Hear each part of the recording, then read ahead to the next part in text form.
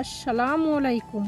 পেলিং থেকে গ্যাংটক এই পুরো যাত্রাটা শুধু পথ নয়, এটা একটা সুন্দর গল্প যা সারা জীবন মনে থাকবে। পেলিংয়ের শান্ত সকাল থেকে শুরু করে গ্যাংটকের আলো ঝলমলে রাত, একদিনেই যেন আমরা অনুভব করলাম প্রাকৃতি আর শহরের দুটো ভিন্ন রূপ। এই যাত্রাটা শুধু ঘোরা নয়, এটা এক স্মৃতি, এক অনুভূতি।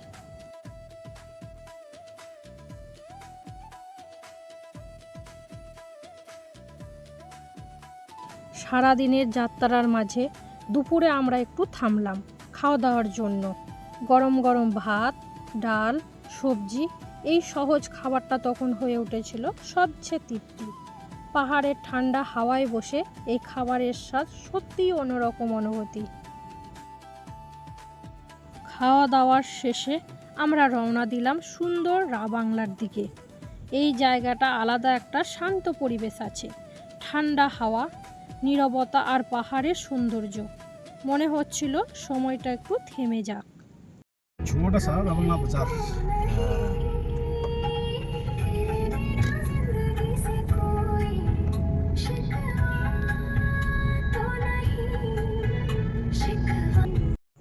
পাহাড়ি পথ পেরিয়ে মেঘ আর কুয়াশার সাথে লুকোচুরি খেলতে খেলতে অবশেষে আমরা পৌঁছে গেলাম সুন্দর রাবাংলাতে। ঠিক তখনই শুরু হলো হালকা বৃষ্টি। পাহাড়ের সেই বৃষ্টির ফোঁটা, ঠান্ডা হাওয়া আর নীরব পরিবেশ, সব মিলিয়ে মুহূর্তটা যেন আরও অসাধারণ হয়ে উঠল। মনে হচ্ছিল প্রকৃতি নিজেই আজ আমাদের জন্য একটা নতুন গল্প লিখছে।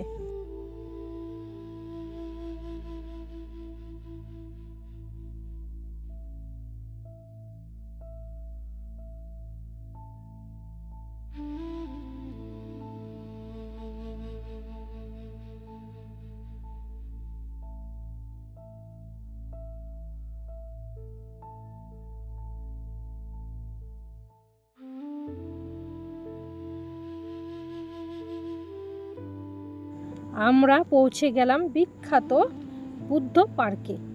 দূর থেকে কুয়াশা আর বৃষ্টির ফাঁকে ভেসে উঠেছে সেই বিশাল বুদ্ধ মূর্তি। ভেজা পথ, চারিদিকে সবুজ মরা পরিবেশ আর হালকা বৃষ্টির শব্দ, এই সব কিছুর মাঝে দাঁড়িয়ে মনে হচ্ছিল সময়টা যেন ধীরে ধীরে থেমে গেছে। বৃষ্টির ফোঁটা গড়িয়ে পড়েছে, চারপাশে নীরবতা, আর সেই বিশাল মূর্তির সামনে এক অদ্ভুত শান্তি। এই মুহূর্তটা শুধু দেখার নয়, এটা অনুভব করার। বৃষ্টিতে ভিজে আরও সুন্দর হয়ে উঠেছিল পুরো পার্কটা। সবুজ গাছপালা যেন আরও জীবন্ত, মাটির গন্ধ যেন আরও গভীর। কিছুক্ষণ সেখানে দাঁড়িয়ে শুধু এই বৃষ্টির সৌন্দর্যটা উপভোগ করলাম।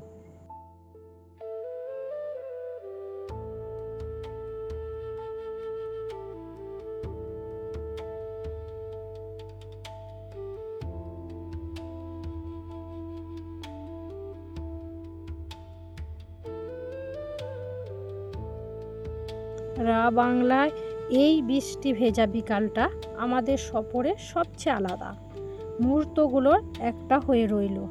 এই মুহূর্তগুলো ক্যামেরায় ধরা যায়, কিন্তু অনুভূতিটা থেকে যায় মনের ভিতর।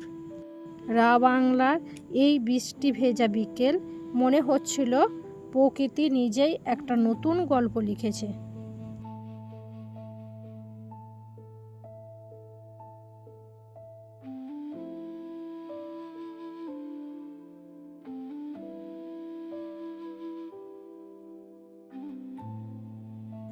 রাবাংলায় সেই বৃষ্টি ভেজা বিকাল, বুদ্ধ পার্কের শান্ত পরিবেশ আর কুয়াশার মাঝে কাটানোর সময়, সব কিছু মনে গেঁথে নিয়ে আমরা আবার রওনা দিলাম নতুন গন্তব্যের দিকে।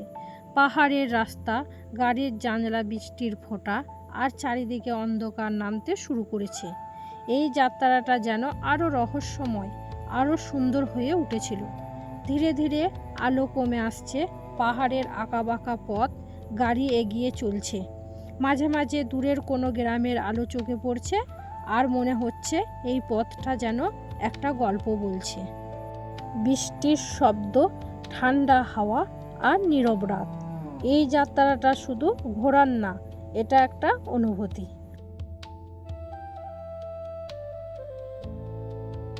অবশেষে দীর্ঘ পথ পেরিয়ে পাহাড়ের আঁকাবাঁকা রাস্তা আর বৃষ্টি ভেজা সেই যাত্রার শেষে আমরা পৌঁছে গেলাম সুন্দর গ্যাংটকে।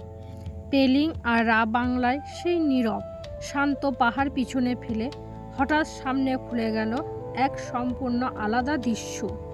আলোয় মোড়া এক শহর, যেখানে পাহাড়ের বুকে স্পন্দিত হচ্ছে জীবনের ছন্দ। রাস্তার দুপাশে ঝলমলে আলো, ছোট ছোট দোকান, ক্যাফে আর রঙিন সাইনবোর্ড। চারিদিকে মানুষের ভিড়, হাসি, গল্প, চলাফেরা সব মিলিয়ে এক প্রাণবন্ত পরিবেশ। মনে হচ্ছিল এই শহরটা কখনো ঘুমায় না। পাহাড়ের নীরবতা পেরিয়ে আলো ঝলমলে এই গ্যাংটক, মনে হচ্ছিল আমরা যেন এক নতুন জগতে এসে পড়েছি। গ্যাংটকের সেই আলো ঝলমলে শহরে ঢোকার পর আমরা সরাসরি চলে এলাম শহরের প্রাণ এমজি মার্গ। এখানে পা রাখতেই এক অন্যরকম ভিউ। চারিদিকে আলো, সাজানো রাস্তা, কোনো গাড়ির শব্দ নেই, শুধু মানুষ আর জীবনের ছন্দ। হাঁটতে হাঁটতে মনে হচ্ছিল এই জায়গাটা যেন গ্যাংটকের হৃদয়।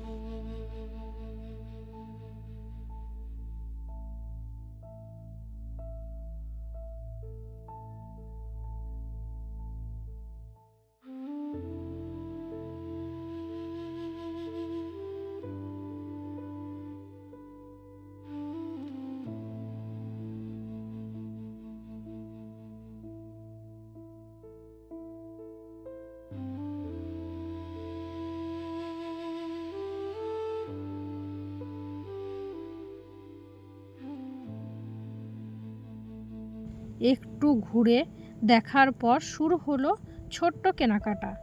রঙিন দোকান, সিকিমের লোকাল জিনিস, হাতের কাজের সুন্দর পণ্য, সব কিছুই যেন আলাদা আর ইউনিক। কিছু স্মৃতি নিজের জন্য আর কিছু প্রিয়জনের জন্য। এই ছোট্ট ছোট্ট জিনিসগুলো ভ্রমণের আসল স্মৃতি হয়ে থাকে।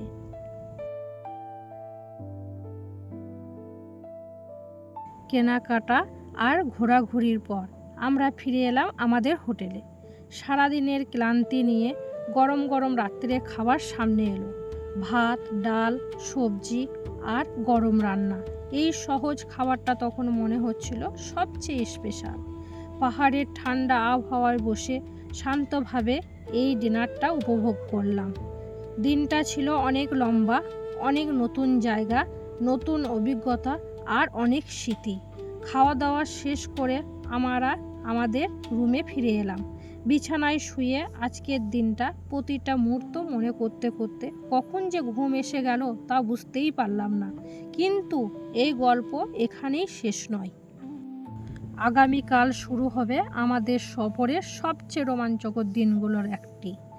নতুন জায়গা, নতুন অভিজ্ঞতা আর আরও অসাধারণ দৃশ্য, যা এই সিকিম সিরিজের সবচেয়ে এক্সাইটিং ভিডিও হতে চলেছে।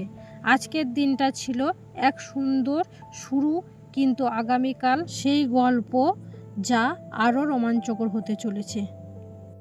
আজকের মতো এখানেই শেষ করছি। আগামীকাল শুরু হবে আরও রোমাঞ্চকর এক নতুন গল্প।